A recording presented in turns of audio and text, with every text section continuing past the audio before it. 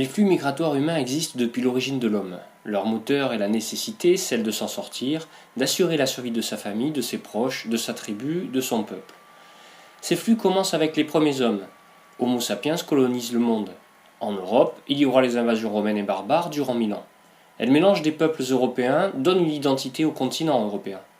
Puis l'Empire musulman, dès le 7e siècle, apportera un rayonnement culturel et scientifique en Asie, en Afrique et en Europe, coordonnant et amalgamant des pensées religieuses et profanes. Les migrations coloniales du XVIe et XXe siècle donneront une domination économique sur le monde, propageront techniques et savoirs, diffuseront la pensée occidentale, permettront la découverte du monde et de nouvelles civilisations. Les migrations post-Seconde Guerre mondiale, issues de la répression raciale et politique, puis des retours au pays, brasseront violemment les peuples européens. S'ensuivront les processus de décolonisation au même générateur de forts flux. À la fin du XXe siècle, la crise pétrolière de 1973-74 diminuera le besoin en main-d'œuvre étrangère. Mais les disparités économiques entre pays riches et pauvres, la pression migratoire économique, l'arrivée au pouvoir de régimes autoritaires, seront des sources des nouveaux foyers de migration.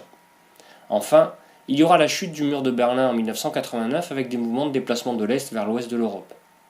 Cette histoire, revue rapidement, montre que les Européens sont le fruit d'un métissage sans fin à l'œuvre depuis des milliers d'années. Les accélérations des 2 derniers millénaires et de la fin du XXe siècle font que s'il y a identité en Europe, elle est transnationale, et elle est nourrie aussi de l'apport de peuples extérieurs, qui ont eu un impact, des apports cruciaux pour notre culture.